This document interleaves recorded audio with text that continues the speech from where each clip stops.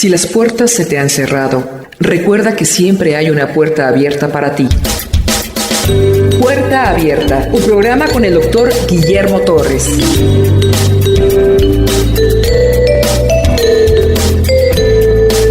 Romanos, Pablo está dejando claro que la salvación es por medio de la fe y solo es por gracia y no es por obras. Ha puesto el ejemplo de Abraham. Capítulo anterior ha dicho que todos son pecadores, judíos y griegos. Todos están bajo pecado, no hay justo ni uno solo. Pero ya ha empezado a intercalar la doctrina de la justificación por medio de la fe. Martín Lutero fue cambiado por ese versículo: el justo por la fe vivirá. El justificado será justificado solamente por la fe.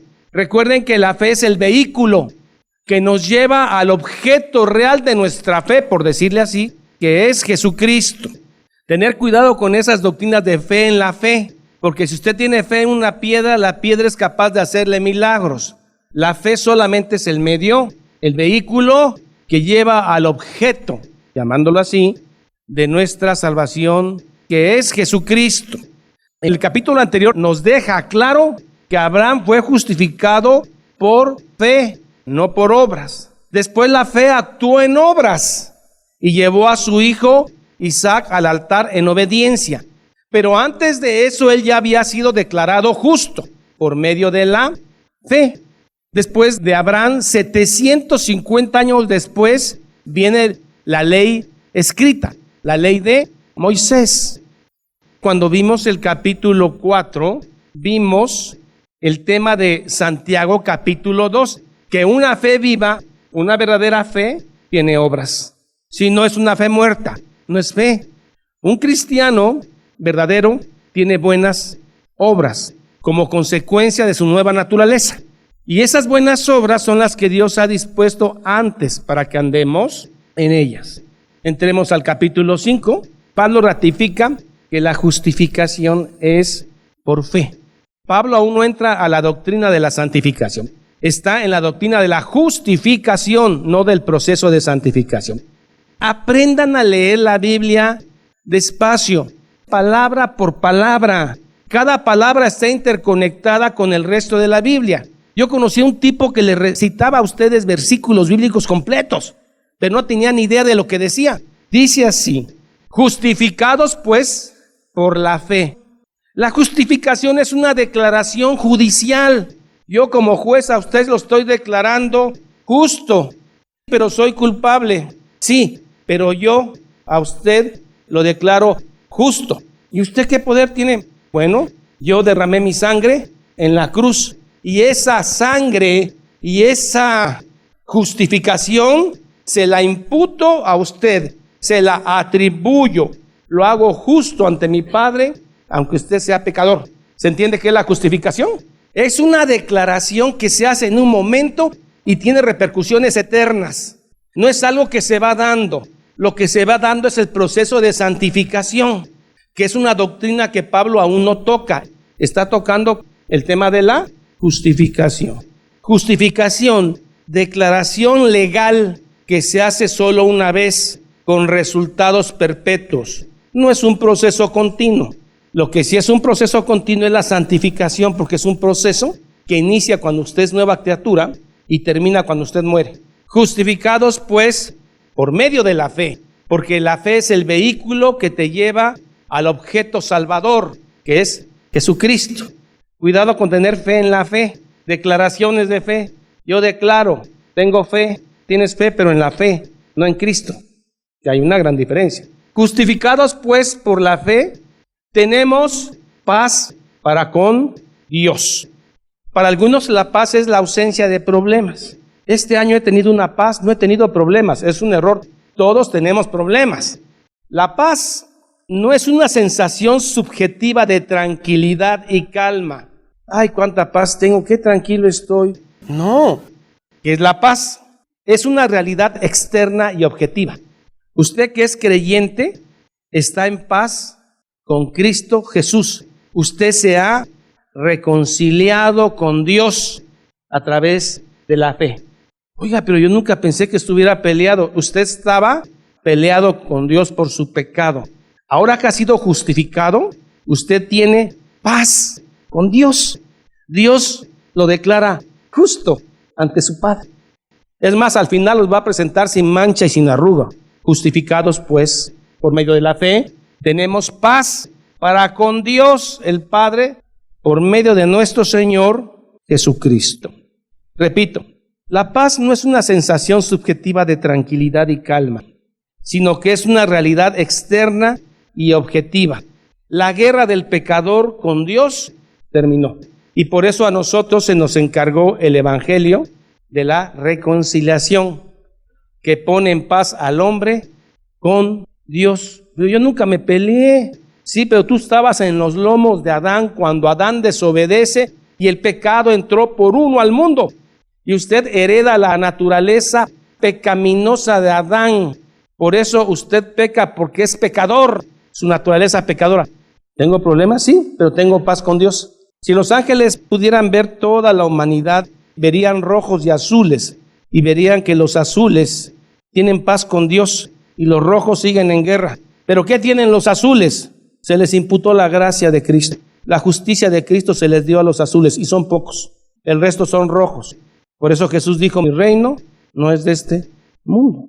Salgamos del mundo, moralmente hablando. Tenemos que estar en el mundo porque se nos encargó el Evangelio de la reconciliación. ¿Qué dice el Evangelio de la reconciliación? La guerra del pecador con Dios terminó. Colosenses 1:21.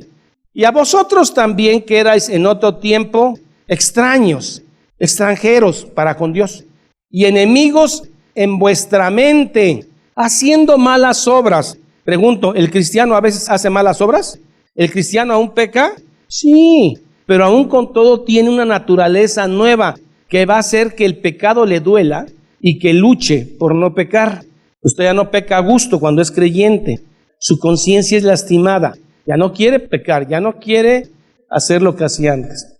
Ahora os ha reconciliado en su cuerpo de carne. Todo el pecado del mundo se le estampó a Cristo en su carne, en la cruz.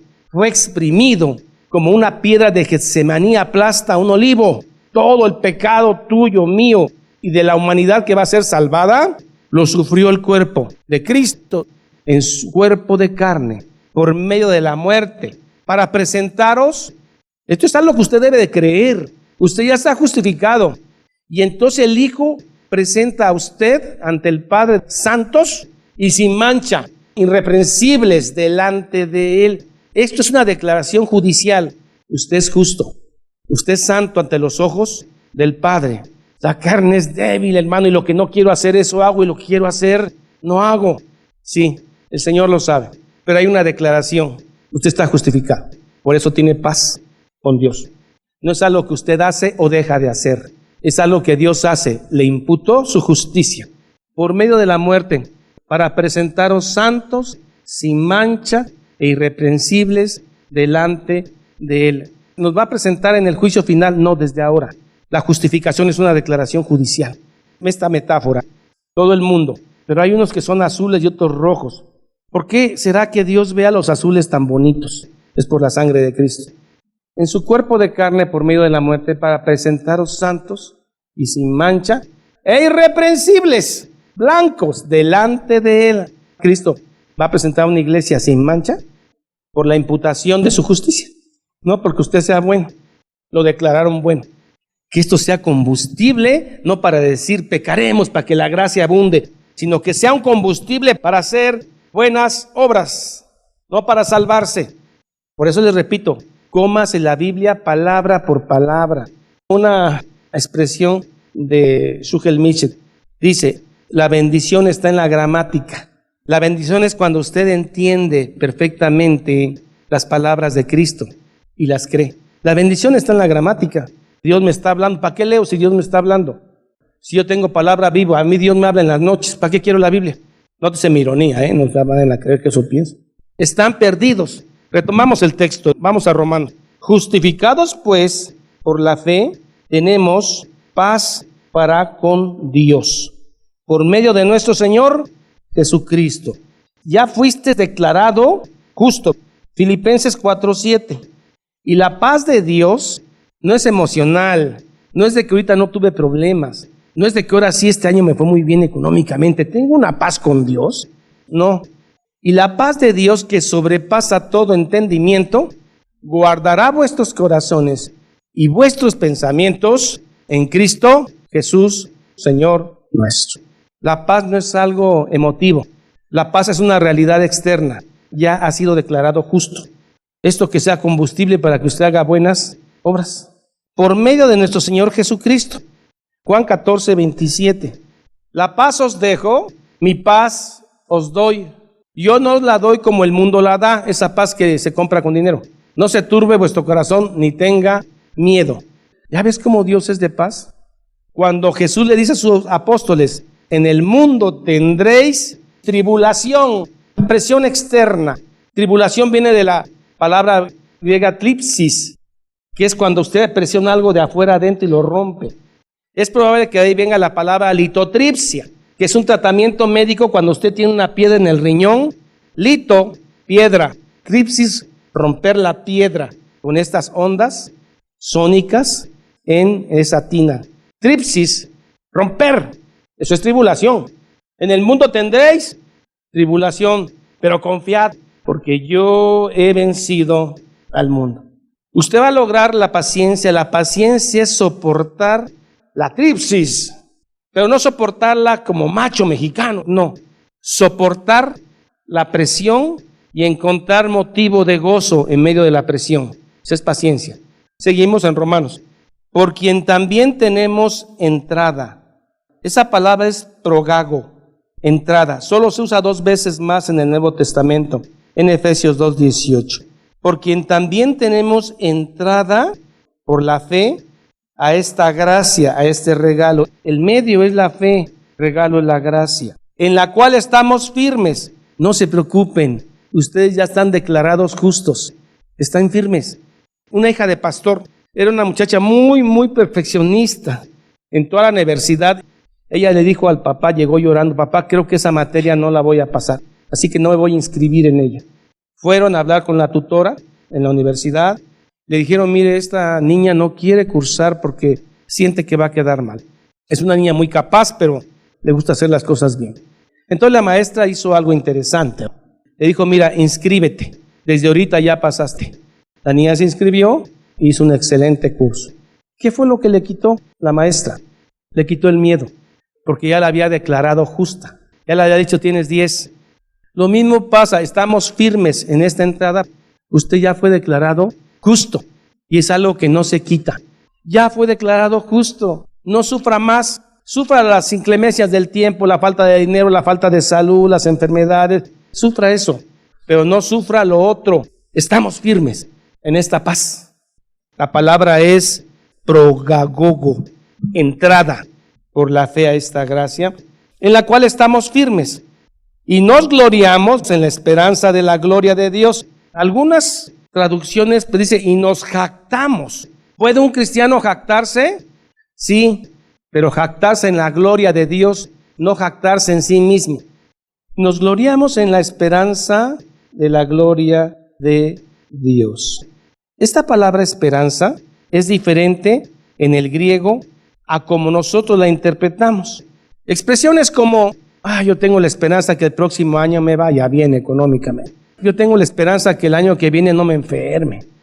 Yo tengo la esperanza que mañana mi hija o mi hijo se case. Esa esperanza es con duda. La esperanza a la que se refiere la Biblia es lipsis, certeza. Y nos gloriamos en la certeza de la gloria de Dios. Y no solo esto, no solamente nos gloriamos en que vamos a ver todos los atributos de Dios en un solo momento. Hubo avivamientos en la historia. ¿Qué es un avivamiento? Cuando Dios te hace tener una experiencia muy particular porque ves su gloria y lloras. Dios puede hacer esa experiencia. No es el propósito de nuestro cristianismo tener estas experiencias. Y además, la gente que dice que lo ha experimentado ha sido en tranquilidad, en su casa, en oración. No esos tumultos donde todos se caen y raca, taca, rata, maya y brinca la charra y salta la Rambo, la bazooka y todo eso. No, Un verdadero avivamiento es cuando el hombre a través de la Escritura empieza a sentir un gran dolor por su pecado. Dios lo puede hacer. El verso 3 dice, y no solo esto, sino que también nos gloriamos en las tribulaciones. Aquí está la palabra tlipsis, que es presión externa, hasta que algo se revienta. Tlipsis, tribulación. Aunque esta tribulación es no como cualquier tribulación que todo el mundo tiene, sino que es esta tribulación cuando eres cristiano. Sientes tribulación cuando te persiguen por tu credo, cuando te ignoran por tu credo, cuando les caes mal cuando hablas de Cristo, el verdadero Rey de la Escritura. Tribulación cuando estás con varios familiares tuyos y no aman a Cristo, y tú los amas a ellos porque son tus familiares, y sientes esa presión de que si ellos no los toca el Señor con su gracia, van a ver el infierno. No solo nos gloriamos en la gloria de Dios. Pablo se va al otro lado y dice, vamos a gloriarnos también en tribulaciones, sino que también nos gloriamos en las tribulaciones, presión externa, sabiendo que la tripsis produce upomona en griego, que es upomona, es paciencia. ¿Qué es la paciencia? Soportar bajo peso. Algo estás apretando lo de arriba con peso y lo de abajo soporta, aguanta. La paciencia en Cristo no solo es soportar bajo un peso. Paciencia es la cualidad de resistir con firmeza a pesar de las dificultades y el sufrimiento. No es aguantarse sin queja, sino encontrar motivos para gloriarse en medio de ellas. La tribulación de ser cristiano va a producir en ti paciencia, que soportas la tripsis, encuentras motivo para gloriarte en medio de la tribulación. Cuando ya se te acabaron los recursos, cuando ya se te acabaron los amigos, cuando ya se te acabó el dinero, cuando no tienes nada, soportas por medio de la fe. Y extrañamente, cuando estás más oscuro, vienen motivos para gloriarte en medio de la aflicción. Algunos dicen cuando tocas fondo, ¿no? Llegan motivos para gloriarse. Eso es paciencia. Y luego la paciencia, ¿qué produce? Prueba. Me acaban de meter en una tripsis, me están presionando. Estoy aguantando y encuentro motivos para gloriarme. Y luego viene otra prueba, pues ¿de qué se trata? No, la palabra es como cuando los metales son probados. Los metes bajo fuego y la escoria se va hacia arriba, la quitas y el metal puro queda abajo. Ahí prueba es carácter probado. Cuando tienes paciencia, tu carácter es aprobado. No es cualidad humana, Dios lo da. Y el carácter aprobado, ¿qué produce? Esperanza. A lo mejor algún día viene Cristo. Eso no es esperanza. Esperanza. Tengo la certeza de que Cristo viene. Y si no viene, yo voy a Él antes. Ahora sí leemos. Y no solo esto, sino que también ahora sí nos gloriamos en las tripsis, sabiendo que la tripsis produce upomona, paciencia, y la paciencia, carácter probado, y la prueba, lipsis, esperanza, certeza. Y esta esperanza no avergüenza, ¿por qué? Porque está depositada en Cristo. Que dice Pablo, no me avergüenzo del Evangelio, porque el Evangelio es poder para vida eterna. Esta esperanza no avergüenza. Si tenemos tribulación los cristianos.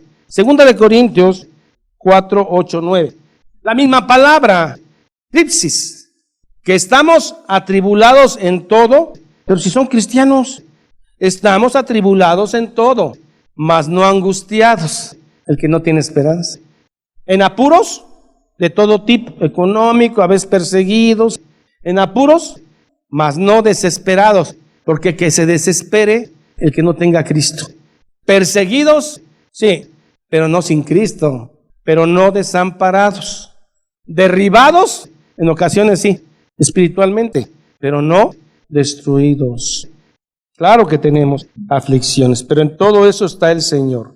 Y luego dice, el amor de Dios ha sido derramado en nuestros corazones. De esa manera Pablo simboliza que ha sido derramado el amor de Dios en todo el mundo. No, en los que Él amó del mundo, por el Espíritu Santo que nos fue dado. Efesios 6. Porque Cristo, cuando éramos débiles, indefensos, incapaces de salvarnos, incapaces de arrepentirnos, incapaces de creer en Dios, muertos en pecados. Cuando éramos incapaces, alguna versión dice flacos. Flaco habla de flaqueza, de debilidad. Cuando éramos débiles, incapaces, a su tiempo murió por los impíos, nosotros que nos vamos a salvar. Indefensos. Efesios 2:1.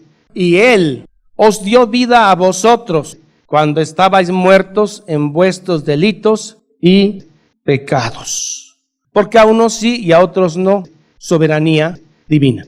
Porque a los que antes conoció, predestinó, santificó, glorificó. Porque unos azules y otros rojos, no sé. Lo que sé es que estoy en los azules y no soy más bueno que otros. Porque Cristo, cuando éramos débiles, a su tiempo murió por los impíos. Ciertamente apenas morirá alguno por un justo, y todavía alguno puede morir por un bueno. ¿Hay diferencia entre el justo y el bueno? Dicen que el justo es aquel que es bueno fríamente, y el bueno es bueno cálidamente. Finalmente, nadie se arriesga a morir por un justo, ni por un bueno. Posiblemente uno, pero alguien que se arriesga a morir por un impío, un malvado, un criminal, un narcotraficante, nadie. Cuando éramos pecadores, débiles, incapaces, flacos, Cristo murió por nosotros. ¿Se entiende la gracia? Ciertamente apenas morirá alguno por el justo, con todo pudiera ser que alguno osara morir por el bueno, mas Dios, no entiendo el amor de Dios. De tal manera amó Dios al mundo que ha dado a su Hijo unigénito para que todo aquel que en Él cree no se pierda, mas tenga vida eterna. Recibo su amor, pero no entiendo por qué nos amó tanto. Mas Dios muestra su amor para con nosotros en que siendo aún pecadores, Cristo murió por nosotros. En que siendo aún pecadores, ¿todavía peca? Sí, pero Cristo hace una declaración, justificación judicial ante el Padre. La justicia del que no pecó se le atribuyó a usted, y usted ya es llamado justo y santo ante los ojos de Dios. Esto que sea gasolina, hermano, para no pecar, para luchar contra el pecado. Ese tema de pecaremos para que la gracia abunde. El que lo entiende así ni es creyente. Segunda de Corintios 5, 18, 20. Y todo esto proviene de Dios, quien nos reconcilió consigo mismo. Tenemos paz con Dios, ya no tenemos pleito con Dios. Quien nos reconcilió consigo mismo por Cristo. Y nos dio el ministerio de la reconciliación, el Evangelio. Enseñar a la gente el Evangelio. Enseñar a la gente el Evangelio es discipularlo por años. Enseñarle por años la palabra de Dios. Pablo dice, sufro dolores de parto en lo que Cristo es formado en ustedes. No es que yo ya lo le prediqué y se cayó y se convirtió. ¿En qué se convirtió? En un falso creyente. Puede ser que Dios por ahí en su gracia diga, bueno, así empezó y bueno, sí es creyente. Pero la mayoría son conversiones emocionales, no son conversiones de fe. Y todo esto proviene de Dios, quien nos reconcilió con Cristo y nos dio el ministerio de la reconciliación. Que Dios estaba en Cristo, esto hay que entenderlo, Dios estaba en Cristo, reconciliando consigo al mundo. Tiene pluma con tinta dorada, póngale aquí, no tomándole en cuenta a los hombres, los que se van a salvar por la fe en Cristo, sus pecados. Y nos encargó la palabra de reconciliación. Ya está dicho, es una declaración, no se le van a contar sus pecados. Los pecados pasados, presentes, y el pecado que usted cometa un día antes de morir, no le son contados, porque está justificado. Ahora la pregunta es, ¿esta declaración hace que usted se motive a pecar? No. Si esto un verdadero creyente dice, esto es combustible para hacer buenas obras, y no licencia para pecar más. Es lo que la Biblia dice. Yo quisiera que dijera que sí tenemos algo nosotros que ver en la salvación, que un 2% nos corresponde. Eso es antibíblico. Muy bien, seguimos. 9. Pues mucho más estando ya justificados en su sangre, por él seremos salvos de la ira. No le tenga miedo al diablo, téngale miedo a la ira de Dios. ¿Salvos de qué? Del diablo, no, salvos de la ira. 11. Y no solo esto, sino que también nos gloriamos en Dios por el Señor nuestro Jesucristo, porque hemos recibido ahora la reconciliación. Tenemos paz con Dios, ya no tenemos guerra con Dios. ¿Quiénes? Los que hemos creído.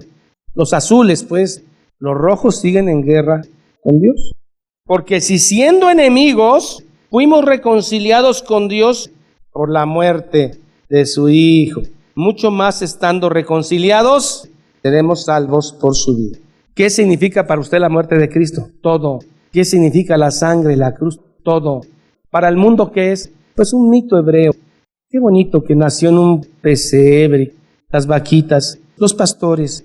Qué bonita la cruz también, qué mal hicieron con ese hombre. No, ahí está el evento paradigmático de la tierra. Ahí el perdón de los pecados se dio. Para mí la cruz es todo, reconciliación con Dios. Pablo va a hacer contrastes entre Adán y Cristo, lo que se perdió con Adán y lo que se ganó con Cristo. Como el pecado entró en el mundo por un hombre, de Adán, y por el pecado la muerte, y la muerte pasó a todos. La naturaleza de Adán la traemos, el pecado que mora en mí, la carne es débil, lo que no quiero hacer eso hago y lo que quiero hacer no hago. Así la muerte pasó a todos los hombres por cuanto todos pecaron, todos es todos aquí. Pero si yo no había nacido, pero usted estaba en los lomos de Adán, usted estaba en la genética de Adán cuando él pecó y cayó, usted hereda esa herencia genética. Por eso luchamos contra el pecado en nuestra nueva naturaleza. Usted estaba en los lomos de Adán porque toda la humanidad viene de ellos. Luego el verso 3, pues antes de la ley había pecado en el mundo, pero donde no hay ley no se inculpa de pecado. Adán peca de una manera muy especial. Adán peca violando un mandato específico, directo de Dios. Eso es pecar a la manera de Adán. Génesis 2:16. Y mandó Jehová Dios al hombre diciendo, ¿a qué hombre? Adán, pero ahí en los lomos estábamos todos. Diciendo, de todo árbol del huerto podrás comer, mas del árbol de la ciencia del bien y del mal no comerás, porque el día que comieres morirás espiritualmente, eternamente y físicamente. Dicen que era manzana, no se sabe, era un fruto prohibido. El tema es que desobedeció una orden. Así pecó Adán. Los descendientes de Adán hasta Moisés, ¿cómo pecaron? Si no había ley. Romanos 2:12. Porque todos los que sin ley han pecado, sin ley también perecerán. Y todos los que bajo la ley han pecado, la ley de Moisés, por la ley serán juzgados. Por eso dice, a la manera de Adán, es que Adán no solamente violó la ley que había en sus corazones, sino que violó una ley explícita. Porque recuerden que Adán caminaba en el huerto con el Señor. Después se tuvo que esconder. Seguimos en Romanos, dice, pues antes de la ley había pecado en el mundo. Acuérdense con Noé, Sodoma, Gomorra, la Torre de Babel, todos estos juicios que cayó porque sí había pecado y la ira de Dios se desbordaba. Pero el pecado no estaba tipificado porque no había una ley específica, la cual se da con Moisés. La ley de Moisés viene 750 años después de Abraham. Pues antes de la ley escrita de Moisés había pecado en el mundo, pero donde no hay ley no se inculpa de pecado, aunque hay pecado. No obstante, reinó la muerte desde Adán hasta Moisés, Sodoma, Gomorra, el diluvio, aún en los que no pecaron a la manera de la transgresión de Adán. ¿Cómo pecó Adán? Con un mandamiento explícito que violó, de este árbol no comerás. El cual es figura. Esta palabra figura es tupus, que se traduce tipo. El cual es figura, tipo, del que había de venir Cristo. Pero el don, regalo de Dios. El don no fue como la transgresión. Recuérdense que la transgresión es una violación consciente de la ley. Pero el don no fue como la transgresión de Adán. Porque si por la transgresión de aquel uno murieron los muchos, este mucho es todos, porque la muerte pasó a todos. Abundaron mucho más para los muchos la gracia y el don de Dios por la gracia de un hombre, Jesucristo. El segundo mucho es para los creyentes. Cuidado con esos muchos. Muchos habla de todos, el primer mucho. Y el segundo mucho habla de los que han de creer en Cristo por la fe. Y con el don no sucede como en el caso de aquel uno que pecó. Porque ciertamente el juicio vino a causa de un solo pecado para condenación, el pecado de Adán. Pero el don, Cristo apareció a causa de muchas transgresiones para justificación, declaración. Pues si por la transgresión de uno solo reinó la muerte, mucho más reinará en vida por uno solo Jesucristo. La gracia se derramó en la cruz. La gracia sobreabundó. La abundancia de la gracia y el don de la justificación, término legal, declarado justos. 18.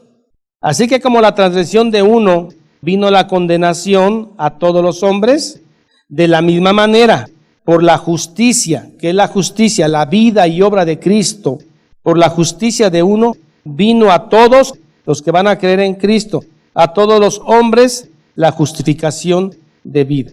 Y en ese todos, la iglesia de Roma se pierde, porque Roma dice que la expiación es universal, que finalmente todos se van a salvar. Ellos creen eso. Todos van a estar en el cielo, no se preocupen, narcotraficantes, violadores, todos. Unas nalgaditas antes de subir al cielo, en el purgatorio, y vámonos para arriba. Unas ofrendas hacia aquí abajo, unas limosnas, y van todos para arriba, no se preocupen. Esa es la doctrina de Roma. Así que como por la transgresión de uno vino la condenación a todos los hombres, de la misma manera por la justicia de uno vino a todos los hombres que van a creer en Cristo Jesús por la fe, la justificación de vida. Porque así como la desobediencia de un hombre, Adán, los muchos fueron constituidos pecadores, así también por la obediencia de uno, Cristo, los muchos serán constituidos justos. Pero la ley se introdujo para que el pecado abundase. Está hablando de la ley de Moisés. Antes de la ley, ¿había pecado? Sí, pero no estaba tipificado. Porque dice Pablo, yo no sabía que codiciar es malo hasta que leí que la ley decía no codiciarás. Pero no quiere decir que no había pecado, sino que el pecado ya fue tipificado, especificado.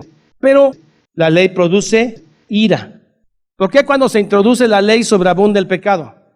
Primero, la ley es un espejo natural que demuestra tu rostro deforme por el pecado, y eso produce ira.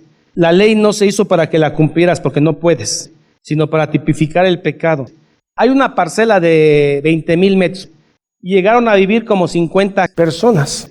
No hay ninguna transgresión porque no hay ley, pero de repente aparece una ley que nadie debe tener lotes mayores de 200 metros. Entonces tipifica que aquel que tenga un lote mayor de 200 metros está transgrediendo. Y entonces eso te produce ira primero, porque sabes que estás transgrediendo. La ley se introdujo para que el pecado abundase. Como ya está tipificado qué es lo que es pecado, se dieron cuenta que abundó el pecado. Pero luego al darse cuenta que no cumplían la ley, no podían cumplirla, les dio ira. Si me van a condenar por ladrón, que me maten por ladrón y adúltero y ratero de una vez. Produjo ira. Por eso abundó el pecado. Pero cuando abundó el pecado, vino Cristo y sobreabundó el don, la gracia. Cuando abundó el pecado, vino el Rey, vida y obra de Cristo y muerte en la cruz, y sobreabundó la gracia. Y el último versículo, con esto cerramos. Para que así como el pecado reinó para muerte en esa época, así también hoy la gracia reine para justificación, para vida eterna, mediante Jesucristo, Señor nuestro. Cristo es Señor nuestro del verdadero creyente, del falso creyente, del no creyente. Cristo es un mito. Cristo fue un hombre víctima, pero para nosotros es Lord, Señor nuestro.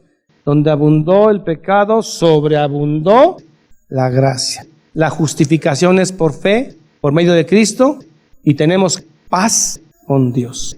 Que la paz con Dios es algo externo, es una declaración judicial, no es ausencia de problemas. Capítulo 5 de Romanos.